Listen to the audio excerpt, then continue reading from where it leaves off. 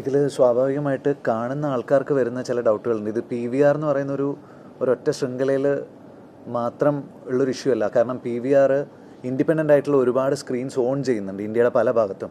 ഐനോക്സ് എന്ന് പറയുന്ന multiplex chain ഇപ്പോൾ PVRൻ്റെ കയ്യിലാണ്. അതുപോലെ ഇന്ത്യയുടെ പല ഭാഗത്തുള്ള കുഞ്ഞു കുഞ്ഞു കുഞ്ഞു കുഞ്ഞു തിയേറ്റേഴ്സ് ഇവർ കയ്യിൽ വെച്ചിട്ടുണ്ട്. ഈ തിയേറ്റേഴ്സിലൊന്നും നമ്മുടെ സിനിമകൾ ഇപ്പോൾ ഇല്ല. ബ്ലസ്സി സാറിൻ്റെ സിനിമയില്ല, വർഷങ്ങൾക്ക് ശേഷമില്ല, ആവേശമില്ല, ഇതൊന്നുമില്ല. മഞ്ഞുമൽ ബോയ്സ് ഇല്ല. മഞ്ഞുമൽ ബോയ്സൊക്കെ ഇപ്പോഴും പല സ്ഥലത്തും കളിച്ചു. ജയ് ഗണേഷ് ഇല്ല. ജയ് ഗണേഷിൻ്റെ ആളുകൾ ഇവിടെ എത്തിയിട്ടില്ല. അതുകൊണ്ടാണ്. അപ്പോൾ ഈ തിയേറ്റേഴ്സ് ഒന്നും നമുക്ക് അവൈലബിൾ ആവുന്നില്ല. ഒരു തിയേറ്റർ ലോയൽറ്റി എന്ന് പറയുന്നൊരു സംഭവമുണ്ട് പ്രേക്ഷകന്. അതായത് അവനൊരു തിയേറ്ററിൽ പോകുന്ന സമയത്ത് അവരുടെ വീടിന് തൊട്ടടുത്തുള്ള തിയേറ്റർ ആണെങ്കിൽ അവന് സൗകര്യമാണ്. ഇപ്പോൾ ഫാമിലി ആയിട്ട് പോകുന്ന ആൾക്കാരെ സംബന്ധിച്ചിടത്തോളം ഒരു ഈവനിങ് ഷോന് അവർ ടിക്കറ്റ് ബുക്ക് ചെയ്യുന്ന സമയത്ത് അവർക്ക് ആ ഷോ കഴിഞ്ഞതിന് ശേഷം ഒരു 9-9:30 ആകുമ്പോൾ വീട്ടിൽ തിരിച്ചെത്തണം, മക്കളെ കിടത്തി ഉറക്കണം. ഇങ്ങനെ ഒരുപാട് കൺവീനിയൻസ് നോക്കിയിട്ടാണ് അവരൊരു തിയേറ്റർ പിക്ക് ചെയ്യുന്നത്. പിന്നെ അവിടുത്തെ ബാത്റൂം, അവിടുത്തെ പാർക്കിംഗ്, ഇങ്ങനെ ഒരുപാട് വിഷയങ്ങൾ ആലോചിച്ചിട്ടാണ് ഒരാൾ തിയേറ്ററിൽ പോകുന്നത്. നമുക്ക് എല്ലാവർക്കും അങ്ങനെ ഒരു ഫേവറേറ്റ് തിയേറ്റർ ഉണ്ടാവും. നമ്മുടെ സൗകര്യവും നമ്മൾ ആഗ്രഹിക്കുന്ന ക്വാളിറ്റി ഒക്കെ വെച്ചുകൊണ്ട് നമ്മൾ പ്രിഫർ ചെയ്യുന്ന ഒരു തിയേറ്റർ ഉണ്ടാവും. ഈ തിയേറ്റേഴ്സിൽ PVR ഓൺ ചെയ്യുന്ന തിയേറ്റേഴ്സും ഉണ്ടാവും. അപ്പോൾ അത്തരം പ്രേക്ഷകർ നമ്മുടെ സിനിമ കാണാൻ വേണ്ടിയിട്ട് തിയേറ്ററിൽ അവർക്ക് വരാൻ സാധിക്കില്ല. അവരുടെ ഇൻകൺവീനിയൻസ് കാരണം അവർക്ക് വരാൻ സാധിക്കില്ല. ഈ പ്രേക്ഷകരെ മൊത്തം നമുക്ക് നഷ്ടപ്പെടുകയാണ്.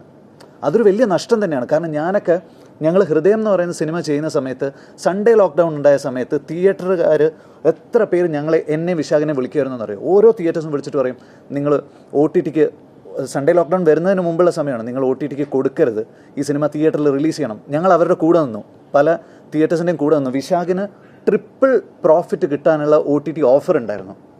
ഞങ്ങൾക്കിപ്പോഴും ഹൃദയം എന്ന് പറയുന്ന സിനിമ തിയേറ്ററിക്കലി കളക്ട് ചെയ്തതിൻ്റെ ട്രിപ്പിൾ 3 മടങ്ങ് എമൗണ്ട് ഞങ്ങൾക്ക് OTTയിൽ ഓഫർ ഉണ്ടായിരുന്നു. ഞങ്ങൾ കൊടുത്തില്ല.